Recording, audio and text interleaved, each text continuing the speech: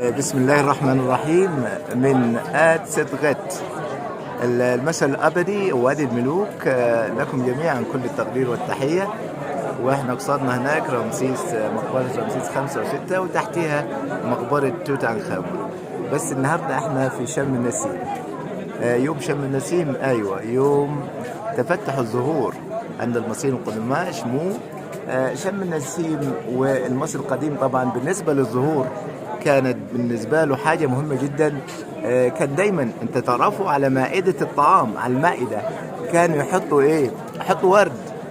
يعني تصور هو بياكل يحط على مائدة الطعام ورد. يعني ايه؟ ده المصري القديم. والزوج يجي يقدم هدية للإله، يقدم له بوكيه ورد، ماشي، بوكيه زهور. طيب بالنسبة للزهور كانوا ايه؟ مهتمين جدا بيها. واحنا عندنا بلدنا هنا في الأقصر فيها قرية اسمها الزنية، اللي هي كانت أصل منطقة زينات اللي هو كان أصلها مكان اللي هو الحدائق الغناء بتاعت الفرعون المصري زينات. فكان يعني حتى في القرآن الكريم موعدكم يوم الزينة، اللي هو اليوم ده اللي هو يوم تفتح الزهور، اللي هو موعدكم يوم الزينة. فين؟ في زينات اللي هي الزنية حاليا. طب احنا كمعلومة كده يبقى تفتح الزهور كان المصري القديم بايه؟ بيفرح باليوم ده، بيتنزه في اليوم ده، بيروح الحدائق. ايوه، ودي موروثات.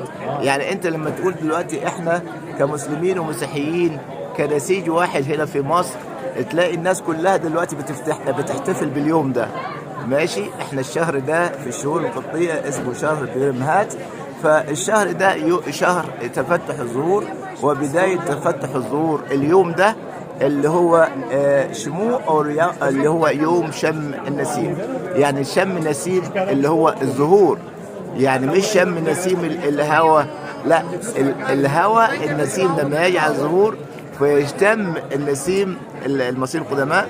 ولا زال ده موروث حضاري، يعني ده من الموروثات الحضارية اللي هي جايه لنا كمصريين مسلمين ومسيحيين. يعني كله بيطلع، يعني ما تعرفش المسلم المسيحي لما تمشي في الحدائق هنا في مصر هتلاقي المسلمين والمسيحيين مع بعض بايه؟ بيحتفلوا بهذا اليوم. ده جاي من العصر الايه المصري القديم، وموروث من الحضارة المصرية القديمة.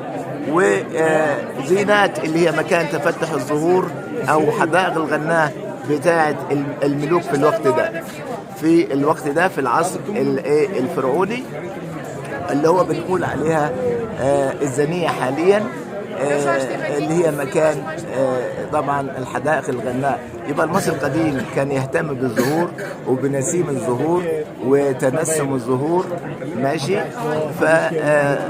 ولذلك اليوم ده كان بالنسبة للمصري القديم يوم مهم، اللي هو يوم شم النسيم. متعكم الله بالصحة والعافية وصباح الأنوار من صدغت اللي هو وادي الملوك، ومعلومة عن شم النسيم. شكرا جزيلا.